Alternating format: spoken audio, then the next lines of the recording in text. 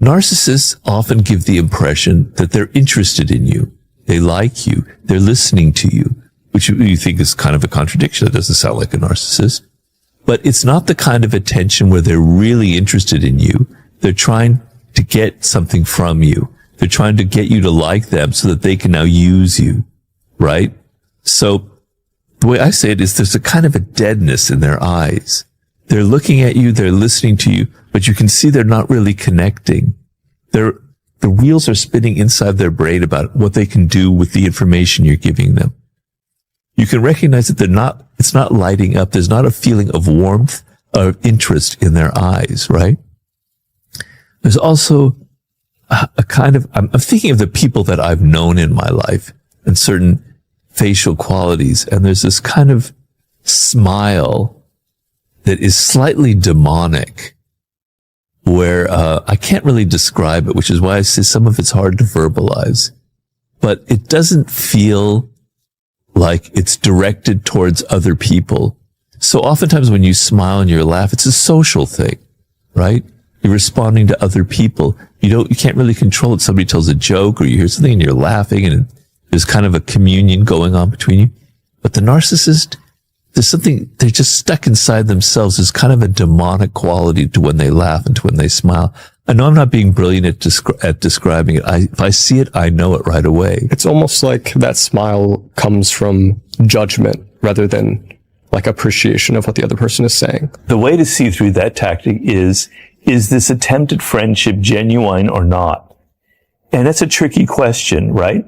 But that opens up the whole thing about being much more sensitive to the nonverbal cues that you pick up from a person.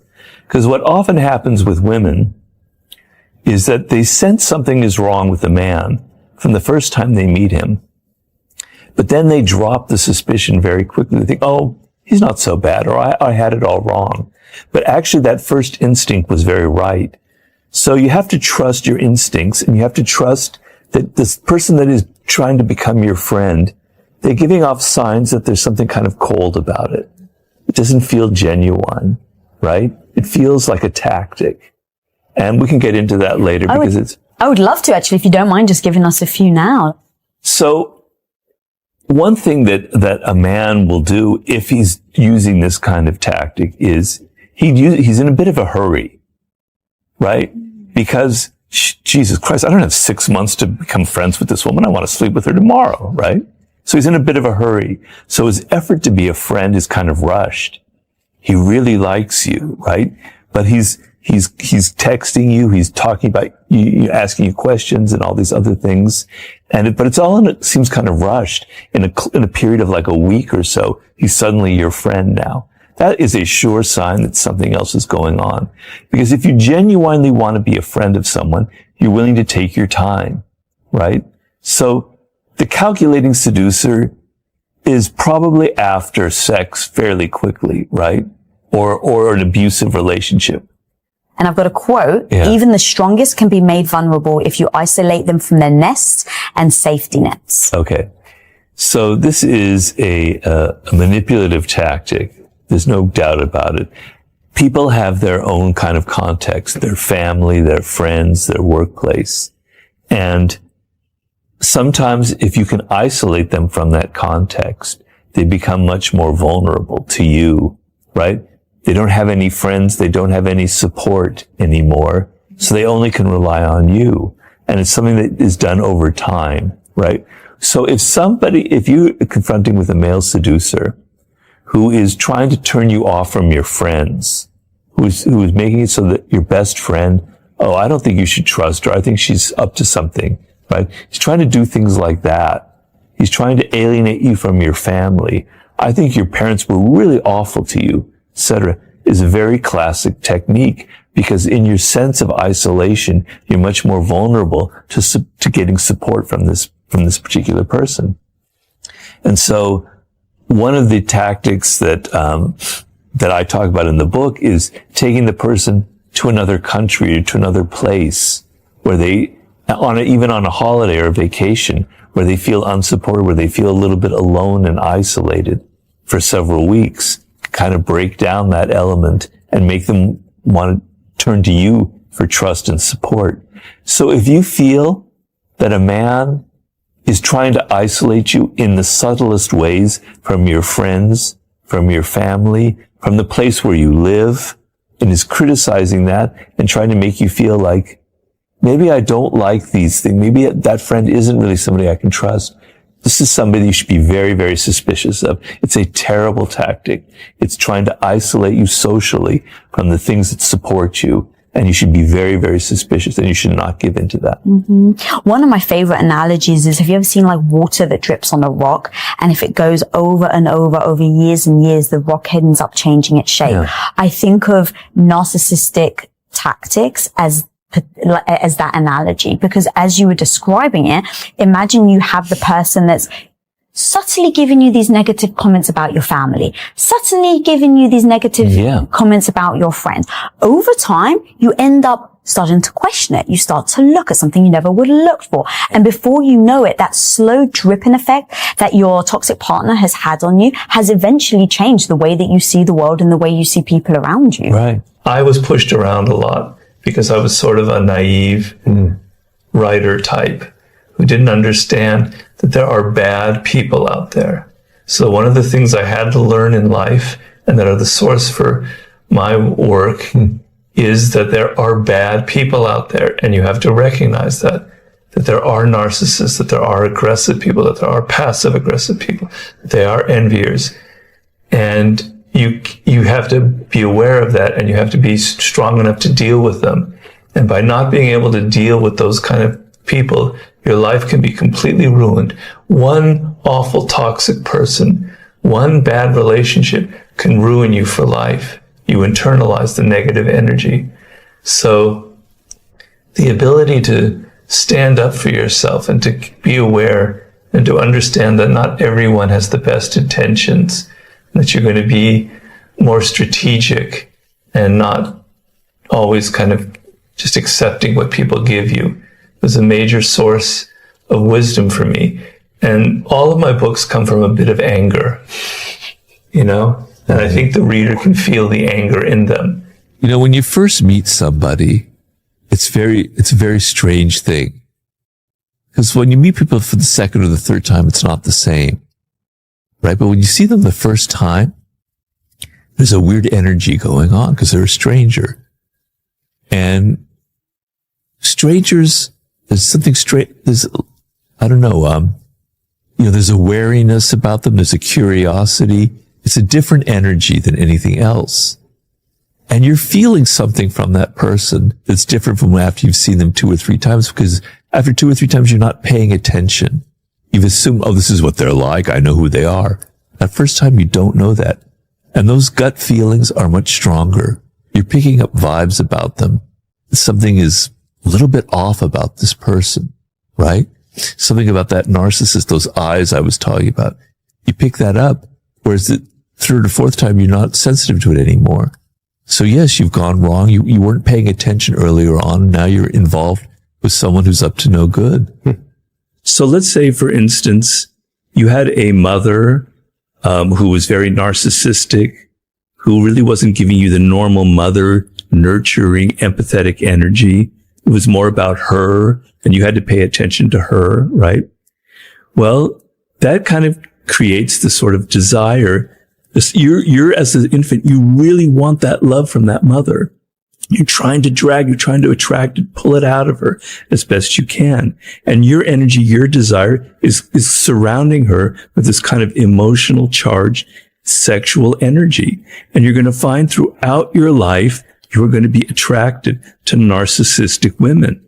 It's going to be your Achilles heel throughout your life, because you want to kind of heal that wound. You want to be able to play back that initial trauma and sort of rewrite the way it ended up, where now you're going to find this narcissistic woman and she's going to give you finally what you never had before. Right? It's a very, very common pattern, right? And so you're not even aware of this.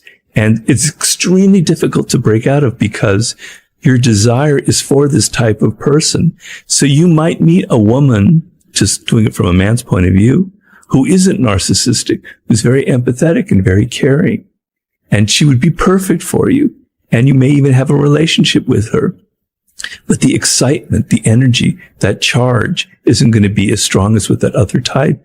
And you're going to fall back into the old patterns again and again and again. And the only way out of it is to go back and look at your early childhood and look at these wounds and confront them face to face and understand that you're a prisoner of this kind of things that were ingrained in you at a very, very early age. I mean, some people are toxic. I talk a lot of them about toxic characters. People, those are the kinds of people who can't really change. Their patterns are too ingrained. And we've all met people like that. We've all had to deal with a narcissist who's so deeply self-absorbed. There's nothing that's ever going to save them or pull them out of that self-absorption. Unless they have like a near-death experience or they have someone close to them. That's like, true. You know, something where it's a big awakening. That's true. Or they get sick or whatever, right? You're right. That happens. That does happen. Sometimes. Sometimes it does. But you have to be honest that there are people out there. You can't be naive. There are people out there who are toxic, who are dangerous, who can ruin your life. You hire the wrong person. And I've dealt with in my consulting with a lot of people who hired a business partner who ended up sort of taking the business from them. Very common scenario. You have to not be naive and recognize these toxic types. And often it's best not to try and change them, because trying to change them entangles you in a lot of their drama. And it's just never going to happen. You might be trying for years and wasting your time and energy. But, you know, people have to be able to change themselves. A strong character is a person who can take criticism, right? Who can work with other people, right? Who can deal with stressful situations, who can handle responsibility. And if there's something goes wrong, they take, I am to blame for it. They don't look at other people. There's somebody you can rely on. You lean on them, and there's something there to lean on. You can rely on them in situations. A weak character is somebody who cannot take criticism. That is probably the number one characteristic, the worst trait, I think, in people, and a definite trait of negativity, is somebody who can't take any kind of criticism, right? They're so defensive. So that means they can get away with anything. They can say anything they want, and there's just like a wall, a shell around them, right? So the ability in a work situation, in a relationship, to take criticism and be able to use it constructively is an incredibly useful and powerful trait to me that reveals strong character. How people handle stress is a really good sign of their character. So in a work situation, people are good at faking it and pretending that they're very strong. But when it gets really stressful and there's a lot of pressure on it, the mask falls off and they reveal that they can't handle it. They're too weak. They're reacting to everything. They can't get out of the moment. They're so impatient, and fragile. And so the ability to handle stress shows that somebody has something strong inside of them, right? Mm-hmm. How they handle power, right? So when people are kind of climbing up the ladder in a group or in a job, they generally try and pretend like they're with the group. But once they have power, that all falls off and they can become abusive and they feel like they can get away with things that they couldn't get away with before. They treat people below them miserably, etc. So when people have power, how do they handle it? Are they responsible? Do they suddenly become somebody different, or do they maintain the character that they had beforehand, right?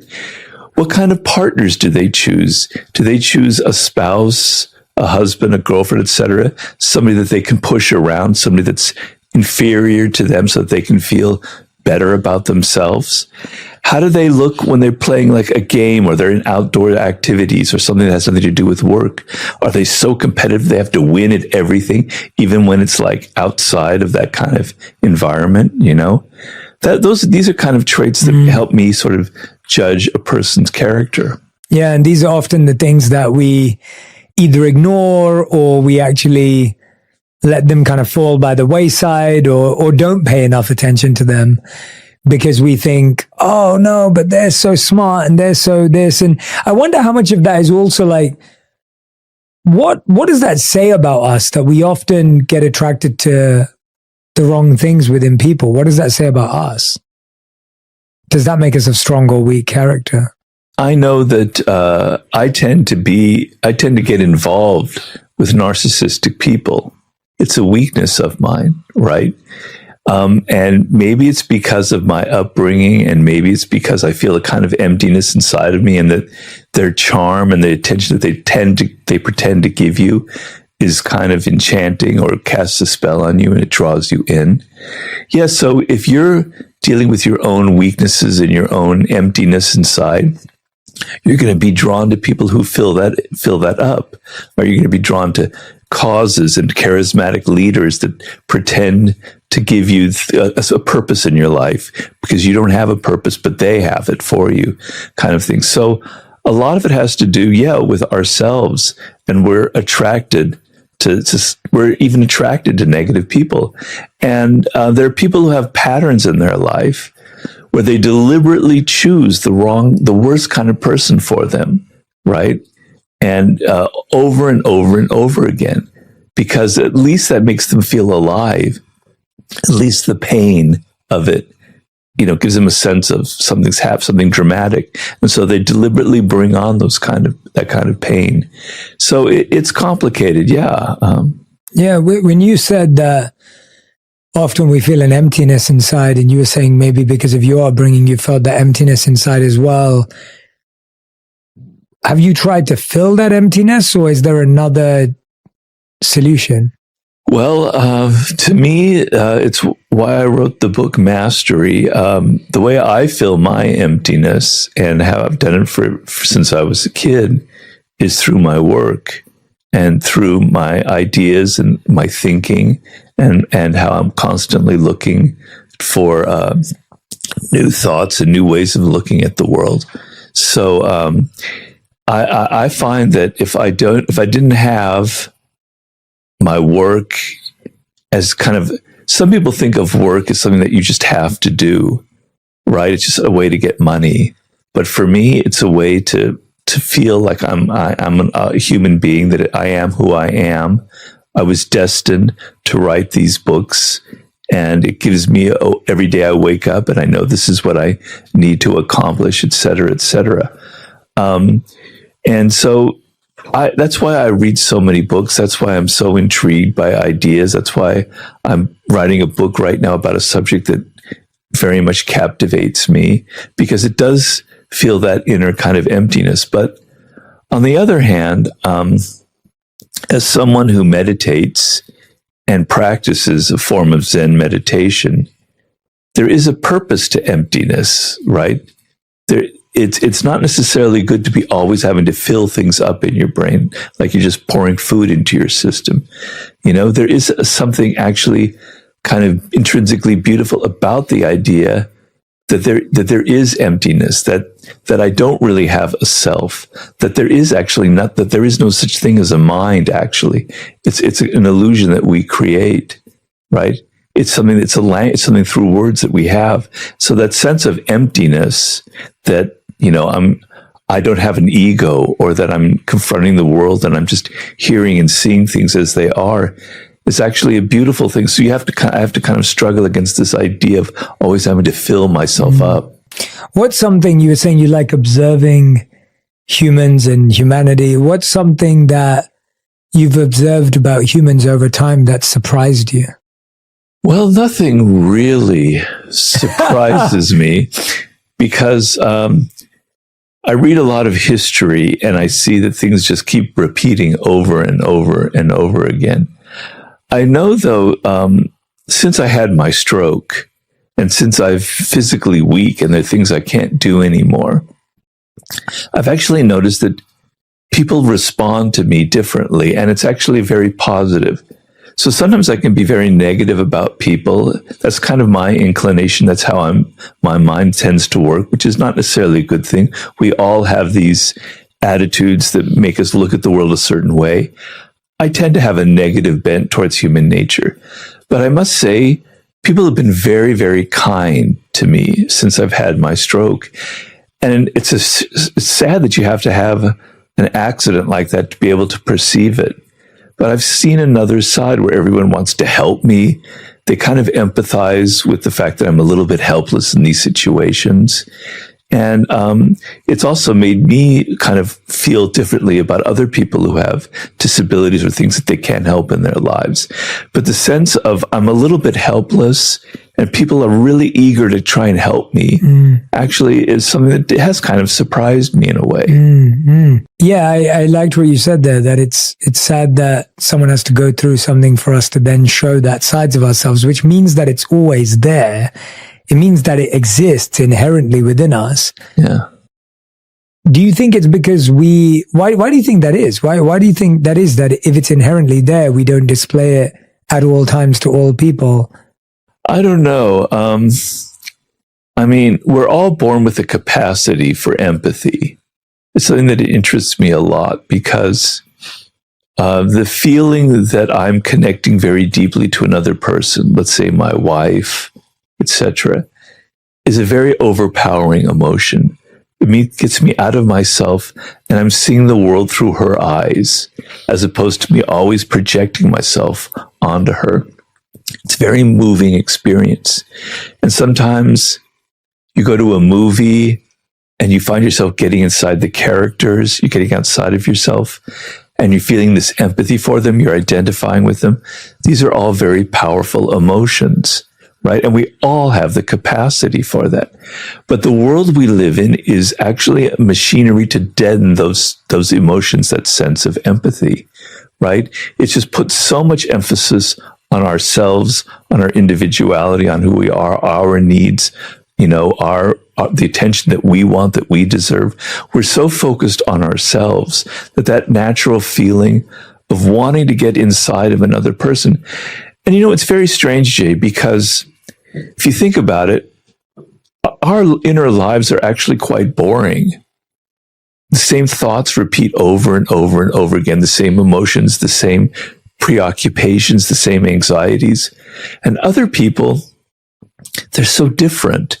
They have their own worlds, right? It's like traveling to another country. So we should actually be much more oriented towards other people. We should have a natural interest in their world because it takes us out of ourselves. It's like therapy. But it's been deadened by so many things in our world, by social media, by the pressures we're under, by just modern lifestyle. And so that empathetic muscle that everybody has is kind of atrophying.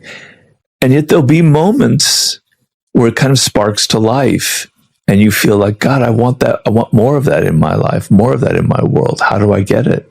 What would you say is your most repeated thought on a daily basis?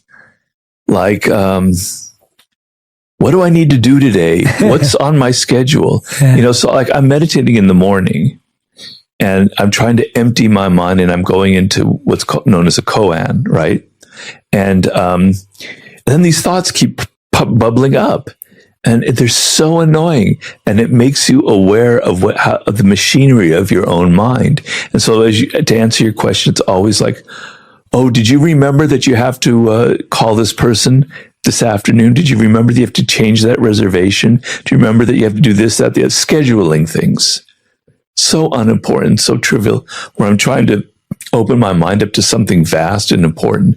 It's little things like scheduling and stuff like that. Then there'll be other thoughts that will be repeating, like if I saw a movie from it, images will keep popping up from that and such.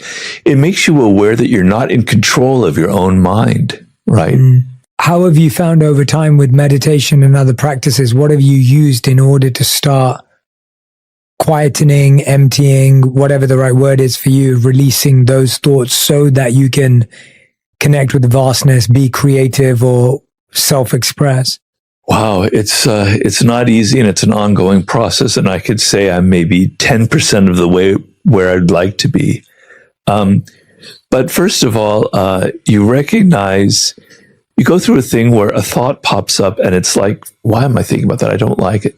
You realize that it's just a thought. And what is a thought? Now, I know we're getting really weird and metaphysical here. I like it. But it's not real. It's a phantom, right? It has no reality. Reality is your body, the present moment, the birds outside, the sky, where you are sitting, the fact that you're alive, that your blood is pumping. These are real. But that thought in your mind is a shadow. It's a phantom. It doesn't exist. It has no reality. And so I go through this process where don't engage with it. And it's really weird because then my mind plays tricks on me and it pulls up a thought that's definitely going to engage me, right? Because it wants that. It's like a sugar rush. And so I go, okay, no, I'm not going to engage with it. And it made me realize as I went through that process that this is what social media is based on. Social media has mirrored the human brain on a large scale. We have thoughts that are designed to grab our emotions and make us think about them repetitively over and over again, compulsively, right? And there's probably a purpose behind that. But social media is actually a genius at that, at putting up things up there. They're going to engage our emotions, so we have to pay attention. So I always try and, every time that happens, I withdraw and I say, it's just a thought. It's not real. It's not who I am. This is a very important part of meditation. Your thoughts are not who you are. They're a separate part of yourself. You are something different from your own thoughts. I don't know if that means anything to you. It does, definitely. And while we are not our thoughts and we are not our mind, our thoughts become our reality. Yeah. We find that a repetitive thought turns into a habit, that turns into a pattern, that turns into an action, becomes our reality. For example, I am a unorganized, lazy individual, usually translates into, oh, I forgot to send that. It didn't happen, because now it's a belief that's built up. And so it's so fascinating that something that's so not real becomes so real. And I've been really into seeing how thought editing is so useful as an activity and an exercise, because I've found so many of my thoughts become my beliefs that become my life. And I think a lot of people don't realize, because they don't realize that their thoughts are like clothes that you can change. We do believe that our thoughts are real and our reality, right, and whatever we're hearing in our head is exactly what is. Right. And we don't realize that, oh, it's like looking in your wardrobe and saying, I don't like the color green anymore. I'm going to change it for blue. Right. It's as simple as that. Well, there was something I read recently in one of the Buddhist books that I like to read that said our minds are basically topsy-turvy. They're upside down. So the reality is we don't I mean, I don't want to get too deep into this, but we don't really have a self. The self is a construction of our minds. There actually is nothing there. And that kind of emptiness, that egolessness, is enlightenment. It's a beautiful feeling. And maybe in your life, you've touched upon it briefly. I know I've touched upon it briefly. It's not the reality I have every day, but that's real. And what's not real are the thoughts, but everything is turned upside down in our worlds. And so these delusionary thoughts about people, about who I am, about my habits, etc., they become our reality when it's exactly the opposite. Right? You have to be able to be aware of that. And so, meditation is all about becoming aware of these things, because we walk around like automatons. I'm very into this writer named Gurdjieff. I don't know if you've ever heard of Gurdjieff. No, I haven't. He was he's basically from Armenia. He was in the beginning of the 20th century. He was this man who was very interested in mysticism, and he traveled throughout Asia trying to find the essence of all the different esoteric philosophies, and he created his own philosophy. And it's very interesting, very exciting stuff. He wrote a book called In Search of the Miraculous that I highly recommend people. And it's not woo-woo stuff. He was a very, very practical man. He puts it in very practical terms. But his idea is that we walk around asleep. We're on automatic pilot constantly. We're not really aware that we're breathing, that we're existing. We're not aware where our thoughts come from. We're not aware of how our body moves, et cetera, et cetera, et cetera. And so it's a process of slowly becoming aware of these kinds of things that is really kind of I've been doing this 14, 15 years now, and it's really, really kind of changed the course of my life, I have to say. Yeah, I love that. And I can't wait to read that book now. And I couldn't agree more. I feel we're so disconnected from our mind and body that we constantly believe that someone outside of ourselves has the answer for how we feel.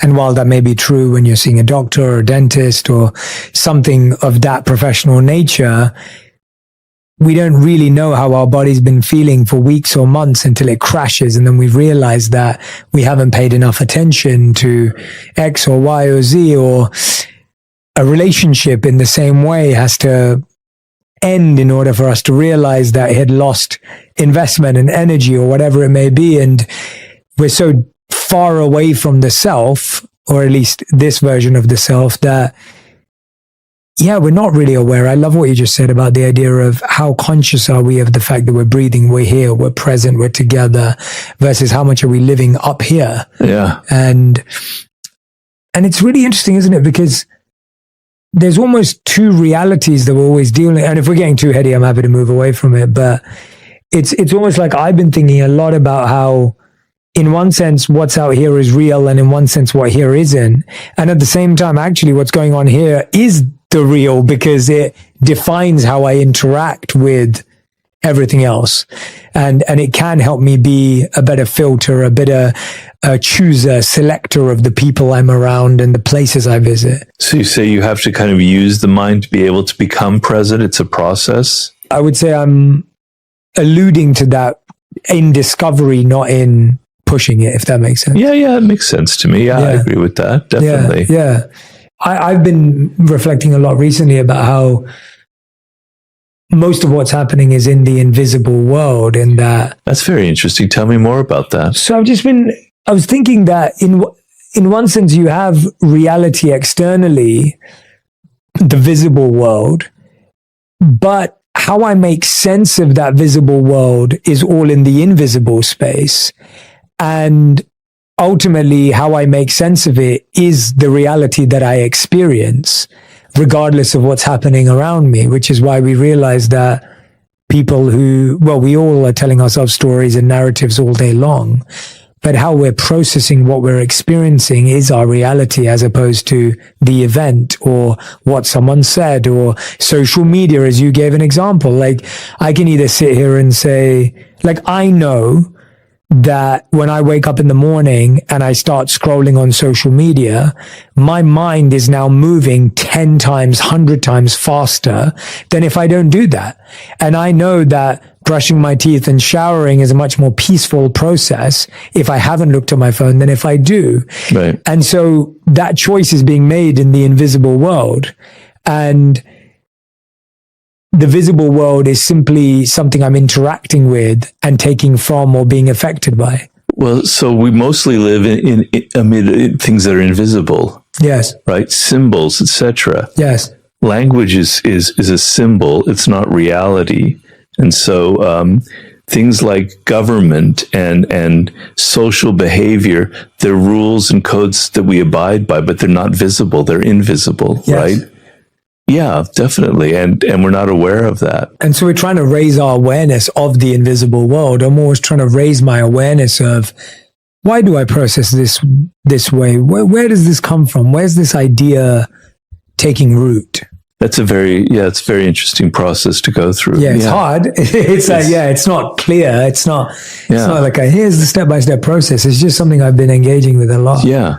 Yeah. I like to try and go through a thing where I question all of my beliefs and things of where does that come from? Why do I believe that? Why has that become something that's so hardened into my brain? I believe that about myself and who I am, about other people. I continually try to challenge it and look at what might be the source of it, and then maybe say it could be the opposite, right? And it can lead to a lot of problems, because it's like my mind is always swimming and I'm never really think anything is certain. I'm always, seeing the opposite side of it. But I think in the end, it's a very healthy process. How do you? I love where we're going, because it kind of comes back to your same point. Your earlier point about how someone of strong character knows how to take criticism, which means they know how to deal with the opposite of what they think or feel. And so this idea that you're sharing now, that it's healthy to be able to question, to evaluate, to assess our beliefs and values. But like you said, it's one of the hardest things to do, because you get into a space of uncertainty, you question your identity, you lose a sense of direction. How do we question ourselves without losing ourselves, and actually realize that that is the process of discovering and building ourselves? You know, like, who really are you in the end? You know, what constitutes you, the essence of you? What were you meant to accomplish in this world? Right? Your sense of purpose, you know, to use the title of your show. What is it that makes you an individual, makes you unique, that you alone are meant to accomplish in life? Well, it's not given. We don't know it. And a lot of people really, really struggle with trying to figure that out, right? Because they've been programmed by their parents, by their siblings, by the culture, by their teachers, to say, this is who you are, this is what you should believe in, this is what you were meant to accomplish in life, this is what's cool and what's not cool. Okay? And so you have to question yourself. You have to say, is this really who I am? Am I really interested in this subject? Am I really interested in this kind of person, in getting in a relationship with this kind of person? And so question yourself on that level. You're getting at a deeper and deeper core of maybe who you are at essence. You're cutting away all of the social stuff that's been foisted upon you.